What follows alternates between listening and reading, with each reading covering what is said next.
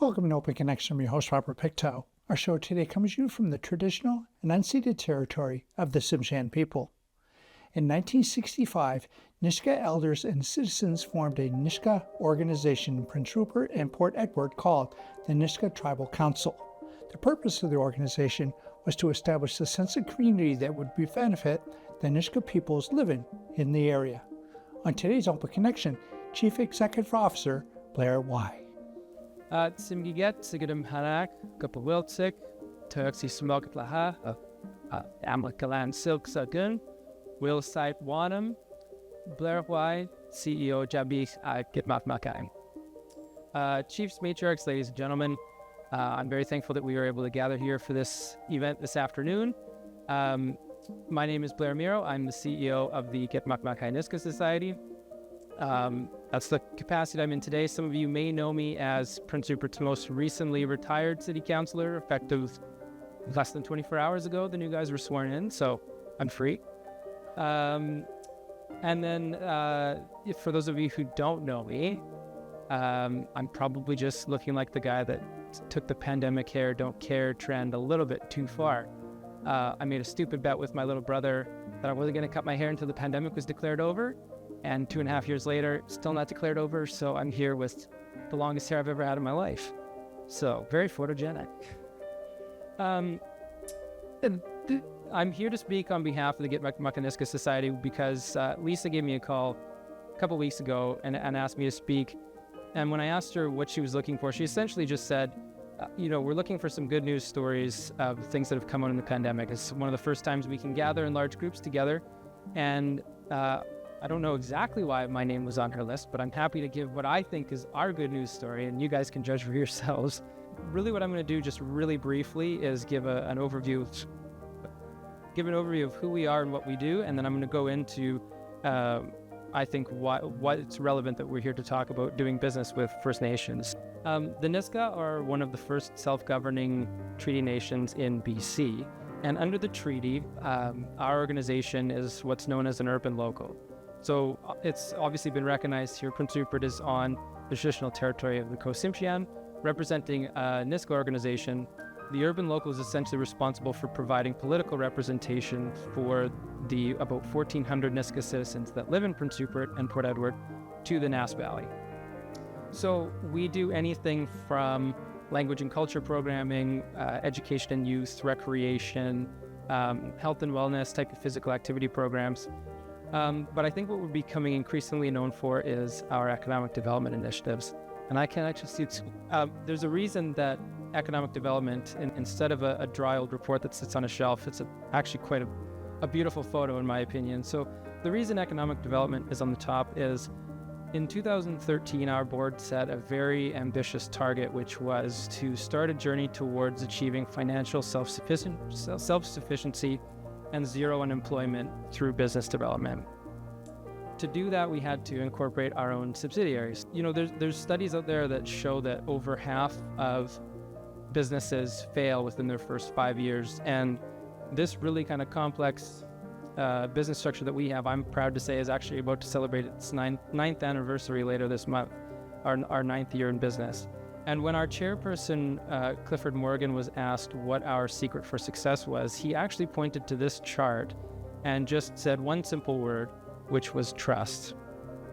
Our organization structure is quite distinct, where our elected representatives actually appoint independent directors to oversee our economic development initiatives as a way to separate business from politics. So each of those independent directors brings their own professional expertise, but within the mandate given to them by our elected representatives, which is to create jobs and revenues for the benefit of Nisga'a citizens in Prince Rupert and Port Edward. So in my capacity as the Society CEO for the nonprofit, I also serve as the chairperson for the Economic Development Corporation, and so that ensures these two organizations go hand in hand. The best way to think about this chart is that the nonprofit, the sole shareholder, is the landlord. They own the land, the buildings, and the equipment, and the Economic Development Corporation is your tenant, which leases those assets for the purposes of trying to make a profit.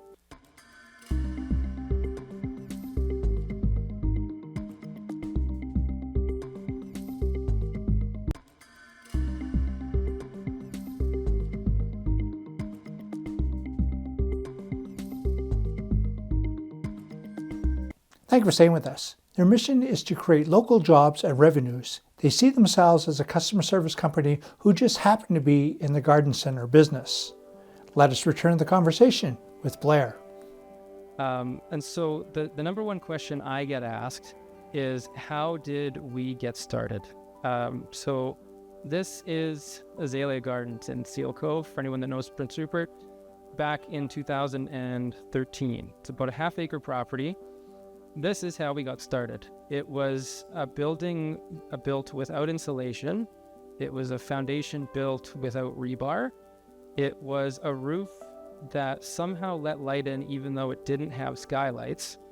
It flooded every year, and it had a fence that couldn't keep deer out of the nursery, which is the death knell to the garden center industry. This is a business where two owners had retired, they had left town, and they had been basically trying to get out for years before we came knocking. We didn't change much in the business operations after we bought it. We were kind of naive. We saw the greenhouse growing hanging baskets, bedding plants, and said, we could probably grow some food there, so let's give this a shot. But to this day, we still offer the same basic products and services, but within 4 years, we were able to quadruple not just revenues, but also staffing. And the only way that we did that was by changing our business model, not the actual products, but the business model. So instead of being owned privately, where your goal is to maximize revenue and minimize expenses, our mandate and our philosophy changed overnight to how do we maximize job creation and revenue growth for the benefit of Nisga'a citizens. That was the vision, that was the mission, and that's where it all started. The next photo is actually how it's going, and there's a lot to unpack in the changes to this photo. Most obviously, we rebuilt the store. We also built a patio cafe into the garden center. We installed a hydroponics greenhouse, which you can see in the back left is just basically a shipping container that can grow up to 600 units of fresh greens without any soil. And then we also rebuilt our primary greenhouse. That was over 1.2 million in capital expenditures, basically since 2019.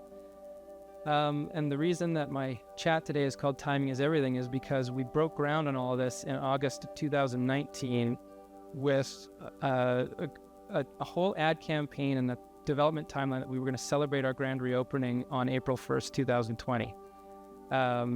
So you want to talk about bad timing. That's about the worst possible timing you could imagine, but it does get even worse. At the same time we were planning for that grand reopening, you can see in this news article, March 13th, 2020, we announced that we were acquiring the Port Ed store, with the idea being it was going to be our wholesale provider for the cafe, and we were set to take possession on March 24th. In that 10-day period is when the provincial government declared a state of emergency because of COVID-19. It was a very similar situation for us as Azalea Gardens, it was a couple of owners who were looking to sell and retire. To put it gently, I think has a lot of potential, right, Kira? So if you try to put yourself back in where we were all at March and April of 2020 when we were doing these things, we were told how uncertain things were. Stay at home as much as possible, reduce the amount of shopping trips, cancel your in-person programs and events, don't go into public spaces as much as possible. So we didn't have anything to compare what happened to us in the first few months of operating this business. And it wasn't until we could look back months later that we saw the actual net impact to sales was about $200,000 for the first 10 months in business. But we were very, very fortunate, obviously being an Indigenous community-owned organization that cares more about profit.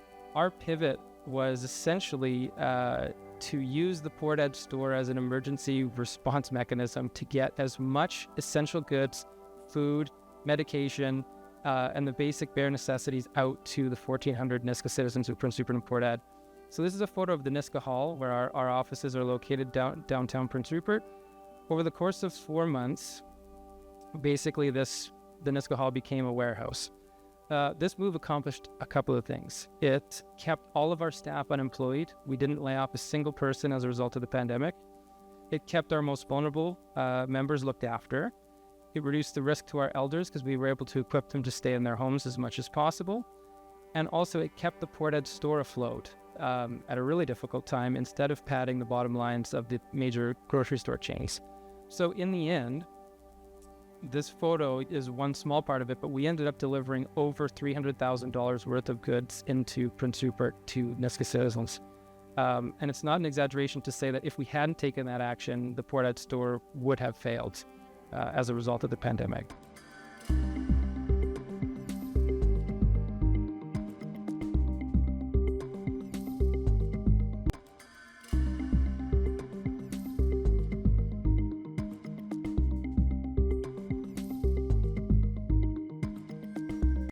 Welcome back to Open Connection.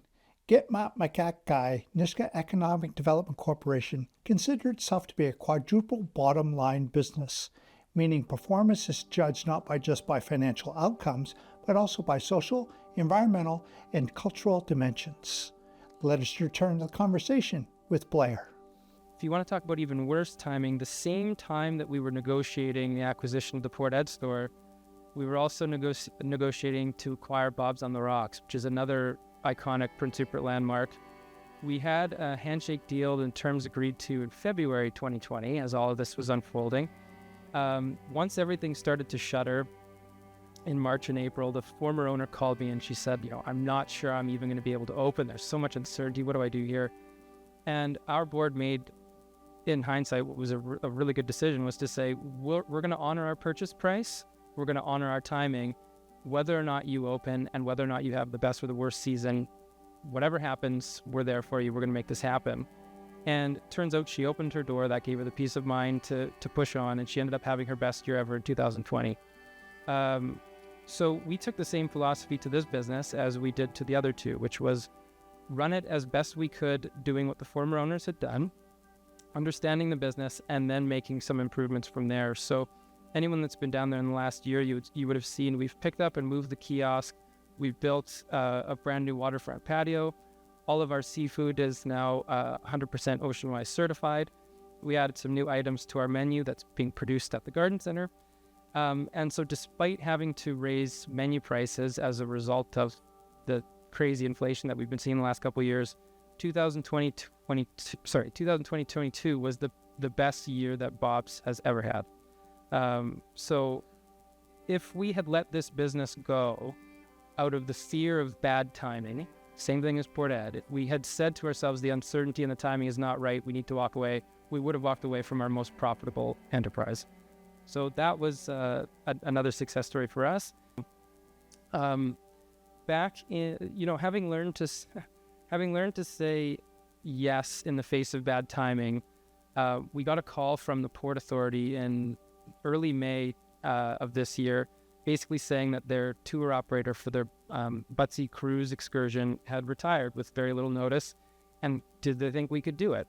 And they called us, I think, first because we had proven to be a bit entrepreneurial, creative, and quick on our feet, but second, they also knew that we had a bus, emphasis on had. 2 months prior, we had just sold the bus because of the pandemic. No in-person programs and services are happening. The bus was off our books, but that didn't stop us from saying no. We put out a posting to hire some guides. We developed a script. We went, literally walked out the next week and walked Butsy, timed it ourselves, did some quick history research, some statistical information, gave that to our guides. 3 weeks later, we had our first group of 30 out on Butsy, and by the end of the season, we hosted over 1,200 cruise passengers, created 2 part-time jobs, and actually, at the end of the day, ended up making $20,000 after expenses. That's going to be put towards, funny enough, the purchase of a new bus, which we're going to pick up in 10 days. So it's great how it goes around.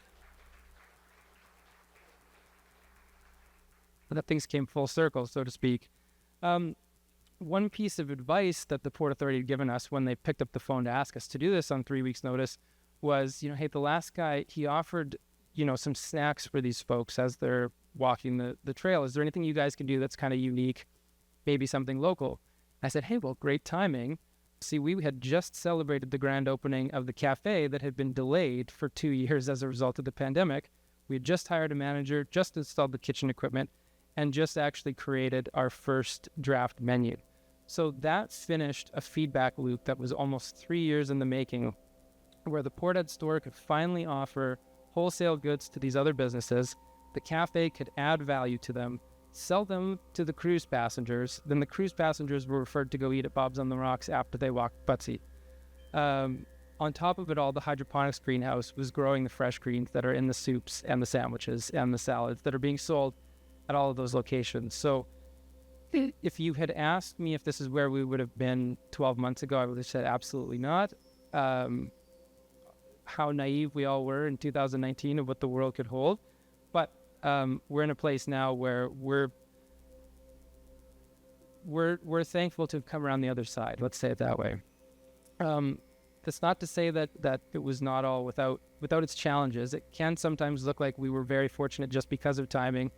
This photo I just took last week, this is in our hydroponics greenhouse. When I'm giving this really high-level overview, it's easy to kind of gloss over how challenging the last couple of years were. Our hydroponics grower has been keeping track, without me knowing. Flood-free days is literally just exactly what it sounds like. How many days has that greenhouse gone without flooding, which is a major issue for her? Almost 3 weeks now. That's excellent. 18 days. But she's also tracking, almost been 3 months since the last time she cried on the job. That to me was slightly heartbreaking, but also slightly encouraging that we've almost gone 3 months and she didn't cry at the last flood. So that's positive.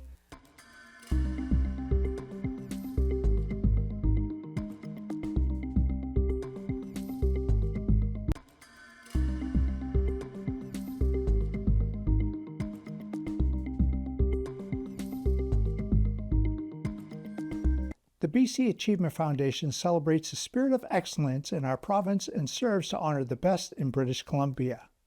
In this final segment of Open Connection, we discover why the Get Back Mackay Nisga'a Economic Development Corporation was the 2021 BC Achievement recipient. There are countless reasons, though, that we could have quit. We could have said no, we could have coasted, we could have buried our heads in the sand. But with such a simple mandate to create jobs and revenues on behalf of Nisga'a citizens in Prince Rupert, we really didn't ever lose sight of that goal. So our objective was really that simple. So this looks like in real terms, let's say total sales. Yeah. Our goal is not to make money. Money is a means to an end rather than an end in itself. The original target when we created the Economic Development Corporation in 2013 was we wanted to make $1 million within 10 years. None of these individual profit centers are making that $1 million, but together they have just surpassed $2 million this year in 2022. So that means for the first time ever, our Economic Development Corporation is now actually larger than its nonprofit shareholder in terms of revenue. And every single cent that we earn is being invested back into the growth of these businesses to create new jobs. We don't have greedy shareholders who are trying to pull as much cash as they can out of this. We aren't even what I would call a business. If you wanted to call us a business, if anyone's ever heard of the triple bottom line approach, people, profit, planet is kind of the shorthand. We view ourselves as a quadruple bottom line business. And the fourth dimension is culture. Profit is important. It keeps the lights on. It pays the bills. It makes sure we can meet payroll. But the social return on investment, how do we look after our people that work for us and our customers? How do we look after our local ecosystem at the same time? But also, cultural pride is incredibly important, and bringing Nisga'a philosophy to these business decisions has been just one of the biggest privileges of my life and our elected board of directors.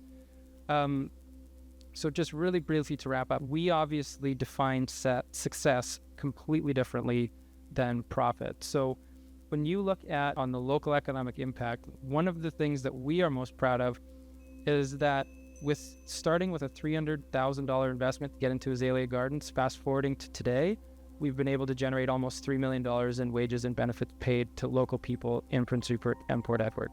And we're going to crack that $3 million mark by the end of this calendar year. I'm fairly confident. A lot of other metrics that I think are important beyond profit. 7,000 pounds of seafood was sold at Bob's on the Rocks, which was all Oceanwise certified, meaning that it was that it's part of what they would coin as a sustainable seafood industry. our hydroponics greenhouse is using 10 times less water to produce the same amount of fresh greens that traditional agriculture would use. We've been able to reduce thousands of greenhouse gas emissions where people can, you think of the 100-mile diet, we're talking like 100 steps from our greenhouse to our cafe. Zero use of pesticides, herbicides, or insecticides. We've been able to donate over $30,000 in the fresh greens we've produced. And we're able to produce over 600 individual units of fresh greens every single week. So pretty clear, we don't measure success by earnings per share or year-over-year percentage growth or any of these other metrics. For us, these are equally as important as how we define success. 10 years ago, we were 4 employees working out of one office. And I think this chart single-handedly won us an award last year because the jury panel seemed iffy on us until they saw this. When we were just office staff in 2013, we bought our first business. For a few years, we were about 8 to 10 employees. But this year, between the nonprofit office, our cafe, the garden center, our lawn mowing division, Bob's on the Rocks, Port Ed store, and then the part-time jobs with Cruise, we hired our 50th employee at the end of August.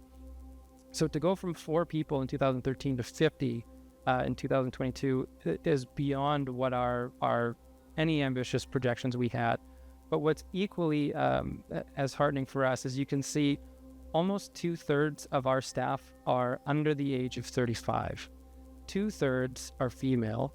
And when you look at our genetic makeup, over 1/3 are registered Gitmukmukai members, over half are Indigenous, and none of this, ironically, was by design.